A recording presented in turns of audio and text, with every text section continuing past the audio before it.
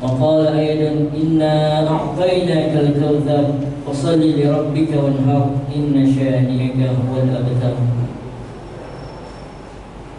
Masyarul muslimin, kajian salat zuhur yang dimuliakan Allah Subhanahu wa taala.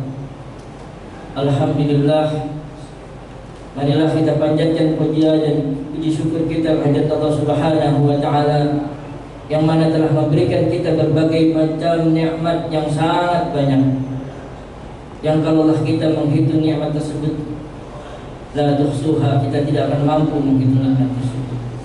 Tetapi Allah memerintahkan kita agar senantiasa untuk bersyukur kepada Allah. La in syakartum la zidannakum wa la in kafartum inna adzabi lasyadid. Kalau seandainya kamu bersyukur maka akan kutambah nikmatku. Tapi sesungguhnya jika engkau mengkufuri nikmatku, maka sesungguhnya azabku amat pedih. Jadi ada sebuah statement dari Allah yang mana jikalau seorang manusia itu bersyukur kepada Allah, Allah akan tambahkan nikmatnya. Tetapi jika yang ada tidak disyukuri nikmatnya, maka Allah memberikan peringatan bahwa ada azab yang sangat pedih yang akan menantinya. Oleh karenanya hendaklah kita semua bersyukur kepada Allah Subhanahu wa taala dengan menggunakan segala instrumen yang telah Allah berikan, dari mulai nikmat iman, nikmat sehat, nikmat Islam, dan juga harta yang Allah titipkan kepada kita, hendaklah kita pergunakan dengan sebaik-baiknya di jalan Allah Subhanahu wa taala. Jika kita tidak menggunakannya, maka dengan harta tersebut maka timbul sebuah kehancuran di kemudian hari. Jamaah yang dirahmati Allah Subhanahu wa taala, ada hikmah-hikmah yang hendak Allah akan berikan kepada kita semua, tentunya umat akhir zaman, umat Nabi Muhammad yang dikatakan umat terbaik. Kuntum khaira ummah ukhrijat linnas ta'muruna bil ma'ruf wa tanhauna 'anil munkar wa tu'minuna billah. Kita adalah umat terbaik yang Allah panggil dan Allah banggakan di hadapan penduduk langit dan bumi, yang mana tidak ada pada umat-umat terdahulu Allah banggakan kecuali kita umat Nabi Muhammad SAW. Oleh karenanya sepatutnya ketika Allah sudah membanggakan kita di hadapan penduduk langit dan bumi dengan mengatakan umat terbaik, apa yang dikatakan umat terbaik adalah yang menyeru kepada yang ma'ruf dan mencegah kepada yang munkar. Oleh karenanya ada sebuah hikmah di dalam kehidupan yang tentunya telah Allah pergulirkan di antara manusia, yaitu adalah Nabiullah Ibrahim alaihissalam serta keluarganya. Syariat kurban yang sejatinya mendekatkan diri kepada Allah Subhanahu wa taala dan menambah atau meningkatkan ketakwaan diri kepada Allah Subhanahu wa taala, hendaklah dilakukan oleh setiap kita yang mengaku muslim dan beriman kepada Allah Subhanahu wa taala. Nabiullah Ibrahim alaihissalam beserta istri dan juga anaknya telah mengajarkan kita hikmah-hikmah yang sangat luar biasa. Ada seorang ayah yang bernama Nabiullah Ibrahim alaihissalam yang sudah menanti sekian puluh tahun lamanya, menanti seorang penerus estafeta dakwahnya. Sudah berpuluh-puluh tahun, akhirnya Allah karuniakan seorang anak yang bernama Ismail alaihissalam, yang dengannya Allah uji keluarga kecil ini. Allah uji keimanannya kepada Allah Subhanahu wa taala dengan melalui sebuah mimpi yang Allah berikan kepada Nabiullah Ibrahim alaihissalam, hendak mengajarkan kita bahwa ketika ada sebuah mimpi yang datangnya tentunya dari Allah Subhanahu wa taala, ketika ada perintah untuk berbuat ketaatan kepada Allah Subhanahu wa taala, makanya oleh karenanya bersegeralah menyegerakan apa yang telah Allah perintahkan, apa yang telah Allah syariatkan kepadanya, karena itu adalah sebuah bentuk kecintaan dari Allah Subhanahu wa taala kepada hambanya. Dan ketika Nabiullah Ibrahim didatangkan mimpi untuk menyembelih anaknya Ibrahim Ismail alaihissalam, Nabiullah Ibrahim tidak serta-merta langsung mengeksekusi perintah ini. Tentunya ada musyawarah yang ditanyakan langsung kepada anaknya dengan meminta atau mendiskusikan perintah ini kepada Nabi Ismail alaihissalam.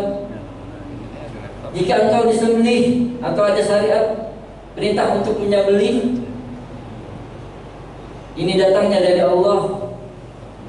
Tentunya seorang anak akan serta-merta ketika dikokohkan keimanannya, akidahnya, tauhidnya, maka dia akan mentaati Allah dan juga tentunya orang tuanya. Dan ini adalah bagian daripada ketaatan kepada Allah Subhanahu wa taala dengan sarana musyawarah atau diskusi antara seorang ayah dan seorang anak. Dan juga diajarkan padanya sebuah nilai-nilai keikhlasan. Diri ini adalah milik Allah. Apapun harta kita pun juga milik Allah. Kepunyaan Allah lah seluruh yang ada dan yang ada di langit dan di bumi.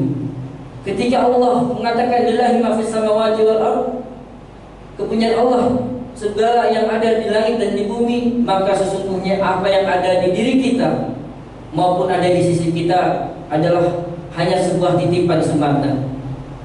Jika kita tidak meninggalkan harta, maka kita yang akan meninggalkan harta.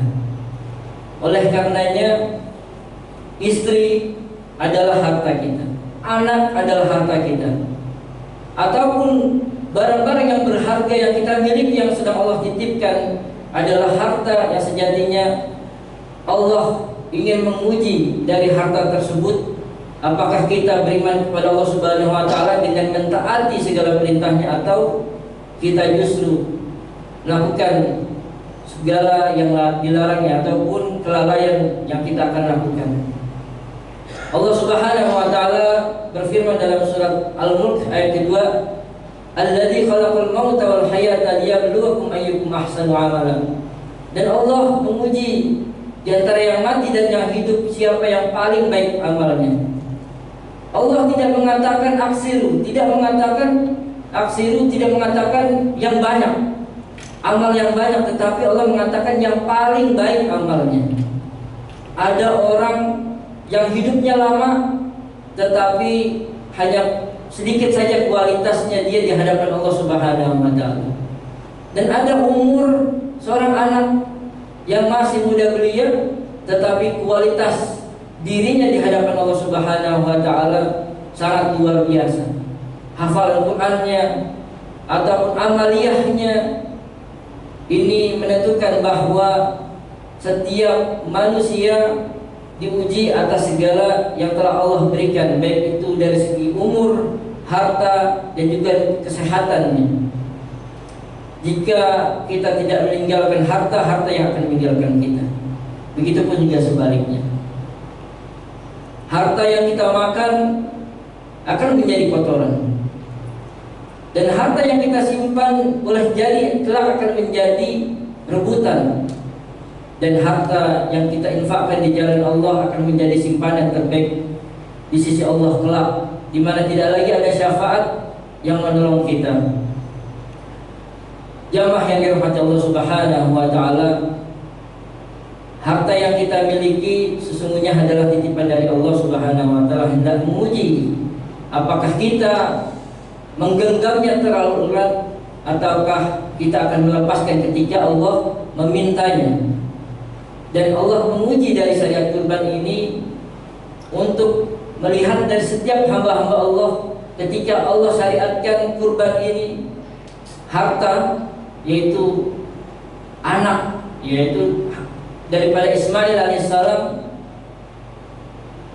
Nabi Ibrahim langsung melaksanakan syariat kurban ini, yaitu menyembelih anaknya. Tetapi Allah mengganti, di kemudian ada seekor kibas atau domba yang Allah gantikan sebagai bentuk rasa kasih sayang Allah kepada Nabiullah Ibrahim, itu seorang hamba yang dicintainya. Dan tentunya dituntut keikhlasan di dalam beribadah kepada Allah Subhanahu wa taala, mukhlishin lahuddin. Jika seseorang melaksanakan perintah Allah, lalu tentunya tidak serta-merta tanpa ada godaan atau rintangan yang akan dihadapi oleh seorang hamba Allah. Tentunya ada setan yang akan mengganggu. Jika seorang manusia tidak bisa dihalangi oleh setan untuk melakukan kebaikan atau amal soleh, maka setan akan merusak niatnya, sehingga setiap amalan tersebut tidak lagi berguna di hadapan Allah Subhanahu wa taala. Nauzubillah. Dan ini mengajarkan kepada kita semua bahwa setiap amal itu tergantung niatnya, dan semuanya kalau bertujuan kepada Allah Subhanahu wa taala diniatkan dalam setiap amalan tersebut, dia akan sampai kepada Allah dan Rasulnya. Tetapi jika niat tersebut ditujukan untuk pada manusia, lantaran dia akan dikatakan orang yang soleh, orang yang sudah berbuat ketaatan, maka amat sia-sialah, dan dia akan mendapatkan kerugian di akhirat. Dia akan mendapatkan dunianya saja, pujian dan sanjungan. Jamaah yang dirahmati Allah Subhanahu wa taala, kurban dikatakan bermakna dari qurba yaqrabu qurbanan, yaitu mendekatkan diri kepada Allah Subhanahu wa taala. Sejatinya bagi seorang pengkurban atau sahibul kurban ataupun juga mudhahi, ketika dia sudah menetapkan kurbannya, maka sejatinya haruslah dia menyematkan niat yang ikhlas karena Allah Subhanahu wa taala. Jangan sampai ada terbesit di dalam hatinya ingin disanjung oleh manusia, dan juga ada timbul rasa riya, ingin dilihatkan hewan kurbannya, ataupun juga menunjukkan bahwa ini kurban yang terbaik saya. Dan semua itu hanyalah sia-sia jika kita hadapkan seluruh amal kita hanya mendapatkan pandangan dari manusia saja. Tetapi jika kita mengharapkan pandangan Allah, tentunya Allah akan menyematkan diri kita menjadi orang yang mukhlis. Jamaah sedang salat zuhur yang dirahmati Allah Subhanahu wa taala. Hikmah yang pertama adalah mendekatkan diri kepada Allah Subhanahu wa taala. Dan dengan yang kedua, hikmah yang kedua sebagai bentuk rasa syukur kita kepada Allah Subhanahu wa taala dengan segala pemberian nikmatnya. Yang dengan nikmat tersebut Allah sudah mengatakan, inna a'tayna kal kautsar. Sesungguhnya kami telah memberikan nikmat yang banyak. Artinya nikmat yang banyak jelas sudah nampak ada pada diri kita sendiri. Kita mungkin dalam keseharian kita lupa berkaca diri. Ketika mendapatkan nikmat yang banyak dari Allah Subhanahu wa taala, ketika kita bangun dari tidur kita lupa mengucapkan rasa syukur kita kepada Allah Subhanahu wa taala.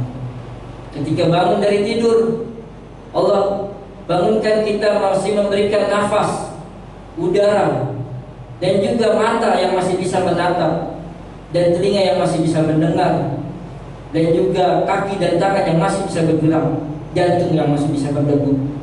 Tetapi kerap kali kita melupakan investor terbesar di dalam kehidupan kita. Yang malah kita lakukan adalah kita memegang ponsel kita untuk melihat segala jadwal kita, keberlangsungan hidup kita dari hari tersebut. Amatlah sangat disayangkan jika kita mendapatkan nikmat dari Allah Subhanahu wa taala lalu kita melupakan siapa yang memberi nikmat. Kita mengejar rezeki mati-matian, pergi pagi pulang malam, tetapi kita melupakan siapa yang memberikan rezeki. Kita merasa hebat lantaran ilmu kita, tetapi sesungguhnya siapa yang memberikan ilmu tersebut kalau bukanlah Allah? Kalau bukan yang hebat Allah, maka siapa lagi? Kita sesungguhnya hamba yang lemah, yang bisa kapanpun Allah tarik kenikmatan tersebut.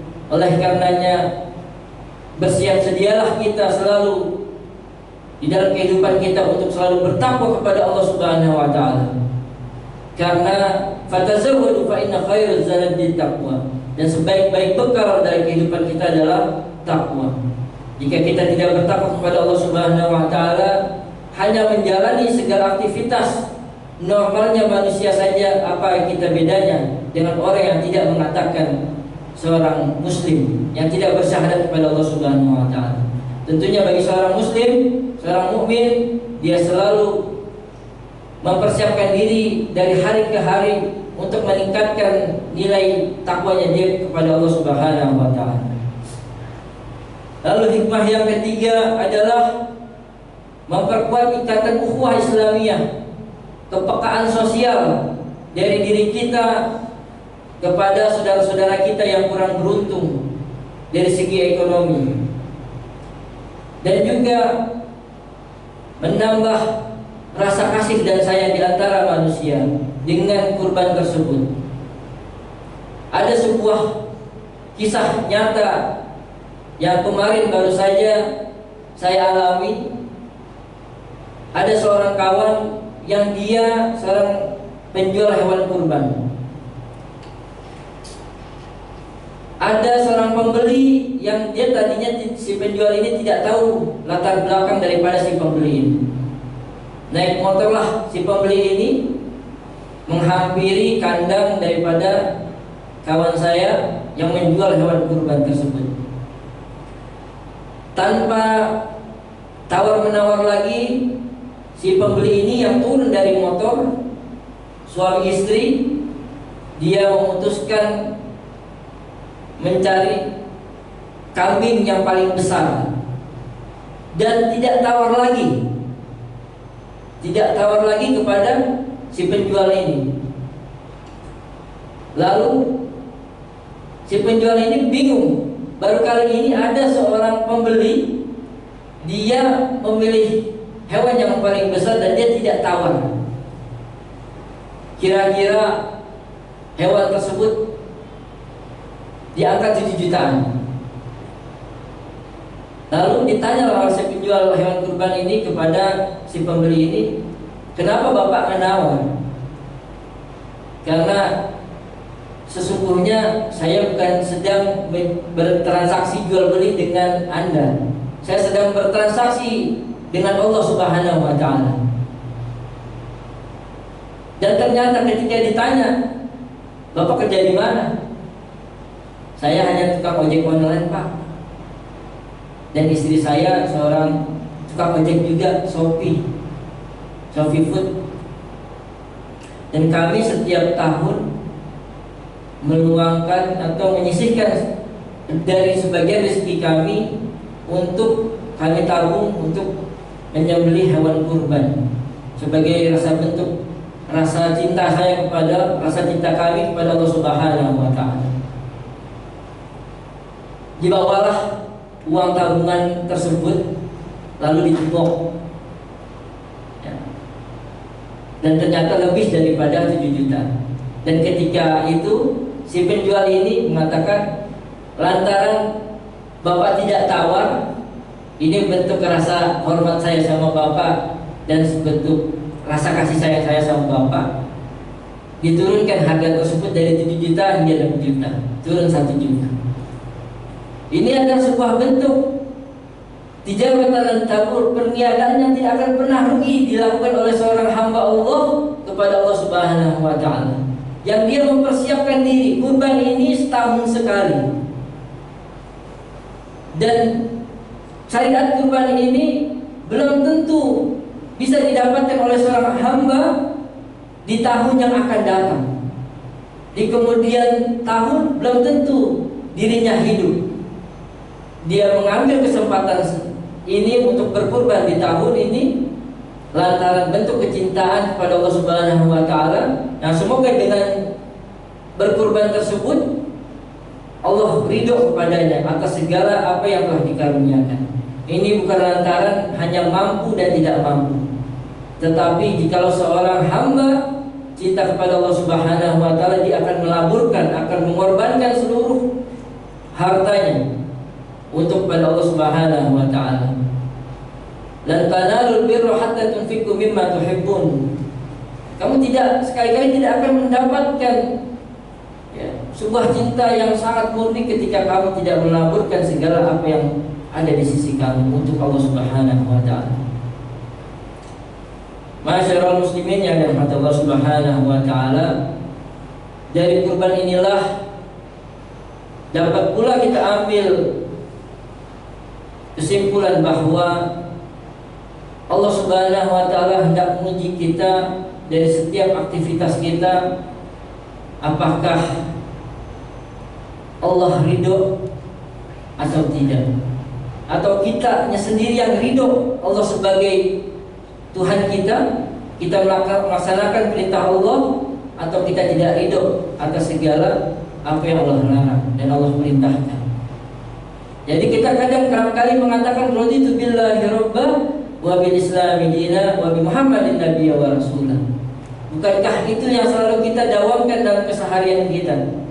Tetapi kerap kali dalam laku kita tidak berbanding lurus dengan apa yang kita ucap. Kadang ketika Allah kasih ujian kepada diri kita, kita masih mempertanyakan kenapa ini terjadi pada diri kita, kenapa hal ini, kenapa hal itu, dan sebagainya. Tetapi tidak mengatakan kalaulah Allah ridho kepada saya, maka saya pun akan lebih ridho kepada Allah Subhanahu wa taala. Begitulah seorang muslim sejatinya yang sudah mengatakan Allah sebagai Tuhan kami dan Muhammad adalah utusan Allah yang patut kami teladani, maka apapun yang Allah perintahkan dan Rasul sudah laksanakan untuk kita ikuti ittiba Rasul. Qul in kuntum tuhibbunallaha fattabi'uni yuhibbukumullah. Ketika kamu benar-benar mencintai Allah, katakanlah di situ untuk mengikuti tuntunan yang diajarkan oleh Rasulullah SAW. Jangan sampai di dalam kehidupan kita sudah capek-capek kita beribadah kepada Allah, lalu kita tidak mengikuti sunnah Nabi. Sangat disayangkan betapa banyak di antara manusia beribadah kepada Allah, tetapi lantaran dia tidak mengikuti sunnah Rasulullah, malah berinovasi di dalam beragama ini, maka akan timbul rasa kesia-siaan. Yang ada padanya hanya kelelahan saja, dan juga tentunya pembangkangan terhadap Rasulullah. Bukankah Rasulullah sebaik-baik hamba yang patut diikuti dari segala aspek kehidupannya, dan patut kita contoh lalu kita amalkan segala apa yang telah Rasulullah lakukan. Oleh karenanya ada hikmah yang terkantung dalam kurban tersebut, diampuninya dosa-dosa dan mendapatkan pahala. Dosa-dosa ini setiap manusia selalu dari hari ke hari tidak luput yang namanya dari kesalahan dan dosa. Jika mata yang sedang menatap, tentunya kadang-kadang kerap kali tergelincir di dalam sebuah kemaksiatan. Dulu manusia sangat sulit atau bersusah payah untuk melakukan kemaksiatan, tetapi sekarang sangat dekat dan sangat mudah, dan bisa jadi tidak diketahui oleh khalayak ramai. Oleh karenanya sebagai hamba kita menyegerakan diri kita kepada Allah Subhanahu wa taala untuk bertaubat kepada Allah Subhanahu wa taala dan menyegerakan menuju ampunan Allah Subhanahu wa taala. Allah mengatakan, "Innallaha yuhibbut tawwabina wa yuhibbul mutatahhirin." Sesungguhnya Allah menyukai, mencintai orang-orang yang bertaubat dan mensucikan diri. Oleh karenanya semoga kita di dalam Idul Adha tahun ini Allah mampukan kita untuk berkurban, untuk melaksanakan syariat kurban ini sebagai bentuk kecintaan diri kita dan keluarga kita kepada Allah Subhanahu wa taala. Dan semoga Allah menjadikan setiap diri kita menjadi hamba-hamba Allah yang bertakwa. Hadanallahu wa iyyakum ajmain. Assalamualaikum warahmatullahi wabarakatuh. Waalaikumsalam warahmatullahi wabarakatuh. Baik jemaah Bapak Ibu sekalian, setelah kita menyimak tentang kajian hari ini tentang hikmah berkorban, kami persilakan Bapak Ibu yang mau menambahkan atau bertanya. Ya. Waalaikumsalam.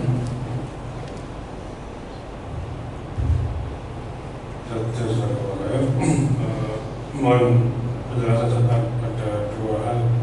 Yang pertama tentang ini, ada pendapat tidak terkait langsung dengan korban, bahwa 10 awal Dzulhijjah ini seperti Ramadan. Jadi mohon barangkali ada kaul ulama atau seperti apa ya, bagaimana ceritanya sampai 10 Dzulhijjah itu 10 hari pertama Dzulhijjah sama dengan Ramadan. Terus yang berikutnya adalah kenapa kita agak belakangan ya mengetahui keutamaan 10 Dzulhijjah itu, 10 hari pertama Dzulhijjah. Kita seperti tidak mengenal sejak kecil gitu ya. Kita tahunya ada keutamaan 10 hari awal itu belakangan. Yang kedua mengenai kan besok pas hari Jumat tapi dengan Idul Adha ya, itu para DKM sudah mengumumkan bahwa penyembelihan itu diundur hari Sabtu karena bersamaan dengan sholat Jumat. Padahal kita tahu sholat Jumat pada hari raya Idul Fitri atau Idul Adha itu khilaf ya para ulama. Banyak yang mengatakan itu sunnah ya, jika cukup diganti dengan sholat zuhur. Meskipun jumhur kalau nggak salah itu mengatakan tetap wajib sholat Jumat. Tapi yang saya tanyakan apa hukumnya ya menunda penyembelihan korban itu pada hari Sabtu, tidak pada hari Jumatnya, yang notabene mungkin seharusnya bisa saya diatur ya namanya ya istirahat dulu lah. Kalau nggak cukup waktunya jam 11 itu istirahat dulu, nanti dilanjutkan setelah Jumat misalkan. Tapi kayaknya sudah jadi opini, sudah jadi habit para panitia pelaksana penyembelihan itu pada menunda semua ke hari Sabtu. Oke, seperti itu. Bapak sudah menanyakan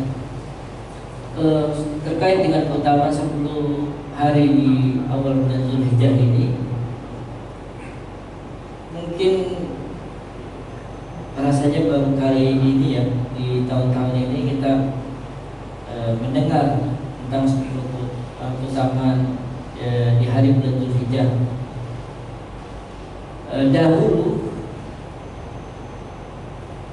jarang sekali kita mendengar tentang hal ini, bahkan tidak mendengar tentang informasi hal ini. Lantaran bisa jadi kajian ini belum dikaji, ya, baik itu di Saudi itu sendiri ya, dengan para ulama-ulamanya, dan juga tentunya banyak masyarakat Indonesia yang masih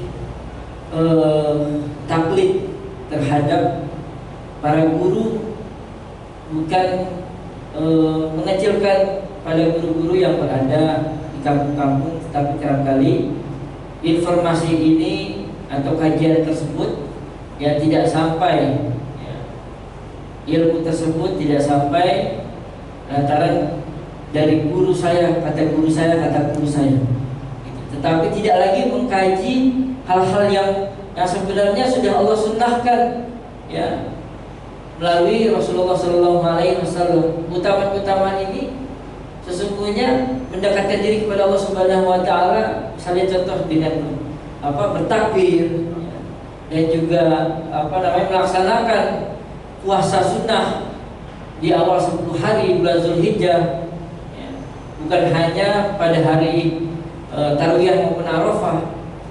Dan ini menjadi sebuah perbincangan yang hangat di kita pada masa-masa sekarang, lantaran kenapa baru tahu, kenapa kita dari dulu dan kecil kita nggak tahu hal itu. Oleh karenanya kita dianjurkan oleh Allah Subhanahu Wa Taala untuk selalu menuntut ilmu, ya, belajar dari hari ke hari, jangan pernah bosan untuk mengkaji, ya, bukan hanya mengaji tetapi juga mengkaji. Hal ini dari mana, adakah dasar dalilnya dan sebagainya. Oleh karenanya tentu diambil daripada sumber-sumber yang terpercaya, bukan hanya dari katanya. Oleh karenanya marilah kita mencari guru yang benar-benar sesuai dengan pada bidangnya, sesuai pada faknya. Pada ahli hadis cari ahli hadis, ahli Quran cari ahli Quran. Adapun juga yang mengetahui tentang fikih muamalah atau fikih ibadah, cari guru yang bisa menjelaskan tentang hal itu. Karena kita butuh dalam keseharian kita ini, ibadah bukan hanya sekedar sholat saja, bukan hanya sekedar puasa saja, bukan hanya sekedar kurban saja, tetapi ibadah itu meliputi segala yang sudah Allah perintahkan dan juga Rasulullah contohkan. Gitu. Jangan sampai ketika kita melakukan sebuah aktivitas ibadah kita tidak tahu untuk apa kita beribadah tersebut, untuk apa kita sholat, untuk apa kita puasa. Pernahkah kita mengkaji atau bertanya-tanya pada diri kita sendiri sehingga timbul motivasi yang mendalam untuk beramal? Bukankah ketika kita tidak memiliki motivasi dalam beramal, maka timbul juga rasa lemah dalam beribadah. Jangan sampai kita sudah beribadah terus tidak mengikuti sunnah Nabi, ataupun juga kita sudah beribadah tidak disertai dengan ilmu. Hanya saja kita melakukan aktivitas itu lantaran kewajiban, lantaran rutinitas saja, tidak menjadikan sebuah kebutuhan kita kepada Allah Subhanahu Wa Taala. Jikalau kita makan dan minum saja, kita mesti tahu komposisinya yang bermanfaat untuk asupan diri kita, ya. Kalau kita lapar, kita tentu makan. Jika kita haus, kita tentu akan minum. Kita paling tahu nutrisi untuk diri kita sendiri, bagi fisik kita. Tetapi kita lupa bahwa ada hak yang patut kita tunaikan, yaitu hak otak kita, hak akal kita, yaitu untuk berilmu, ya. Dan juga ada hak hati kita, ada hak ruh kita, yaitu untuk mengecas ruh kita ini dengan iman, ya. Dengannya itu semua kita akan terlatih beribadah kepada Allah Subhanahu Wa Taala sesuai dengan apa yang telah Allah syariatkan. Wallahu a'lam bishawab terhadap hal ini. Saya sendiri belum mengkaji lebih dalam, belum bisa menjawab, mohon maaf, dasar atau ilat daripada 10 keutamaan ini. Hadis seperti apa, tingkatan hadisnya, tentunya perlu saya kaji lebih dalam lagi, dan mohon maaf saya sekali lagi belum bisa menjawab saat ini. Dan juga terkait dengan yang kedua, karena hari Jumat. Oh, hari Jumat, baik. Ya. Hukumnya mubah, boleh dilakukan karena penyembelihan itu di hari tasyrik, ya. Ya. Menunda. Ya, jikalau ada kemaslahatan yang timbul di kemudian, maka bolehlah kita menunda. Jika ada khilafiyah terhadap di antara satu tempat, ya, untuk menimbulkan mudarat yang lebih ringan, maka boleh ditunda, Pak. Kalau seandainya akan gaduh, misalnya penyembelihan tetap dilaksanakan di hari Jumat, lalu gimana di sholat Jumatnya, gitu kan? Ada yang mengatakan boleh diganti dengan sholat zuhur, kan? Ada yang mengatakan oh nggak boleh, ini lebih utama sholat Jumat daripada menimbulkan mudarat yang lebih besar lagi. Nah, bolehlah ditunda di hari esok untuk menyelamatkan daripada fitnah yang terjadi pada masyarakat setempat. Allah Akbar.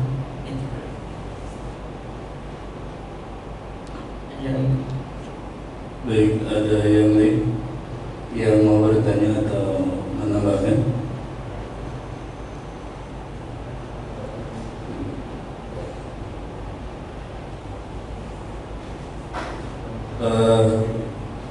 Sambil menunggu Ustaz, saya mau bertanya tentang larangan bagi pekurban, khususnya ketika dari tanggal 1 sampai 10 tidak boleh memotong kuku atau rambut yang lain. Ini kan kalau secara lahiriah tanggal 1 sampai 10 kalau nggak dipotong makin panjang ya. Secara kesehatan, secara dilihat juga kayaknya kurang enak juga kalau kukunya panjang gitu.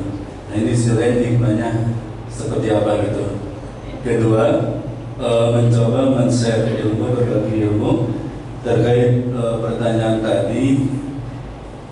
Saya mau menambahkan ketika kenapa 10 Dzulhijjah itu sekarang lebih hari 1 sampai 10 Dzulhijjah itu lebih dominan dibanding ketika kita tahunya itu bahwa malam 10 terakhir itu hanya Ramadan saja. Ternyata di sisi lain ini heboh ketika ulama menafsirkan Quran surah Al-Fajr ayat 2 khususnya, wal fajri wa layalin ashri, demi fajar dan demi malam yang 10. Nah, Imam Ibnu Abbas menafsirkan lapan layalin ashri ini ternyata adalah 10 hari di bulan Dzulhijjah. Kenapa demikian? Karena di sisi lain Rasulullah SAW mengatakan Abdul ayyamul asri, yang paling utama hari itu adalah hari yang ke-10. Nah, ulama menafsirkan yakni Dzulhijjah, yaitu 10 di bulan Dzulhijjah. Karena hari-hari dari tanggal 1 sampai 10 Dzulhijjah ini Allah sangat mencintai hari ini. Ketika seorang hamba beramal soleh di hari 10 ini yang paling Allah cintai dibandingkan pahala jihad sekalipun. Maka untuk itu layalin asrin ini saking Allah cintanya pada 10 hari ini, maka Allah bersumpah dalam Al-Quran dengan wow walayalin asrin, dan demi malam yang 10. Nah ini ketika menafsirkan malam yang 10 itu malam yang mana? Ternyata bukan malam 10 Ramadan terakhir, walaupun di situ ada keajaiban Lailatul Qadar. Ternyata di sini adalah malam 10, 1 sampai 10 harinya bulan Dzulhijjah. Karena inilah hari-hari yang Allah sangat cinta, tapi di sisi lain manusia melupakannya karena mungkin kekurangtahuan atau kurang mencari ilmu kajian tentang ayat ini. Nah inilah 10 hari Dzulhijjah dari tafsiran ayat Al-Fajr walayalin asrin. Ternyata isinya adalah 10 hari itu adalah 10 di bulan Dzulhijjah, bukan di Ramadan. Nah, kepada Ustaz, untuk gimana gitu ketika pekurban harus menahan tidak memotong kuku, memotong rambut selama 1 sampai 10 hari di bulan Dzulhijjah. Di balik itu hikmahnya apa? Karena secara lahiriah juga kayaknya kurang enak juga, panjang gitu kukunya. Tahu. ketika sahibul kurban atau mudhohi sudah meniatkan diri untuk berkurban, tentunya tadi ada larangan atau anjuran untuk tidak memotong kuku dan mencukur rambut. Hal ini dinisbatkan dengan ketika orang yang sudah niat berihram, ya, sudah niat berihram dan juga berkurban, dia tidak lagi atau dilarang atau tidak dianjurkan untuk memotong kuku dan juga memotong rambut.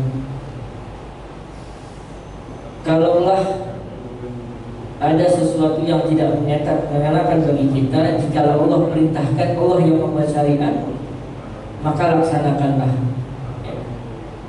Tentu kuku yang panjang, rambut yang panjang kerap kali tidak terlihat atau tidak elok dipandang mata.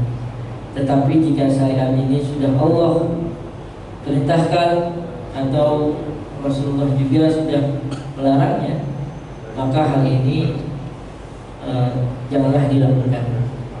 Untuk lebih utama kita melaksanakan perintah Allah Subhanahu wa taala. Kalaulah kita melakukan, tentunya kita masih menyaksikan, ya kan, apa yang telah Allah perintahkan. Ya, tentu bukan tanpa sebab ketika Allah memerintahkan dan juga melarang. Tentu ada kebaikan di situ. Allah alam. Baik, ada yang lain? Terakhir mungkin ada yang lain yang mau bertanya atau menambahkan terkait tema kita di hari ini, hikmah berkurban. Kami persilakan.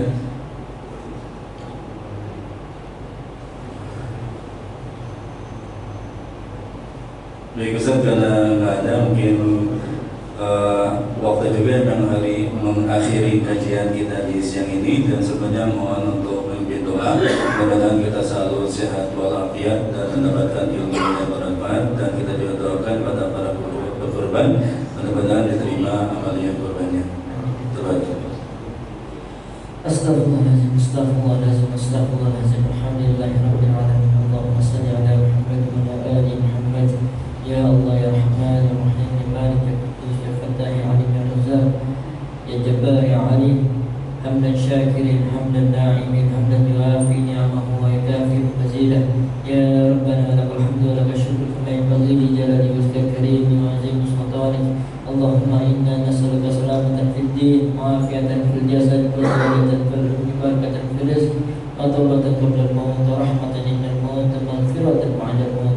Allahumma hawwin 'alaina fi sakaratil maut wa najatan minan nar wal 'afwa inda hisab. Rabbil firli wa rabbil fir lana wa walidina warhamhum kama rabbawna saghira.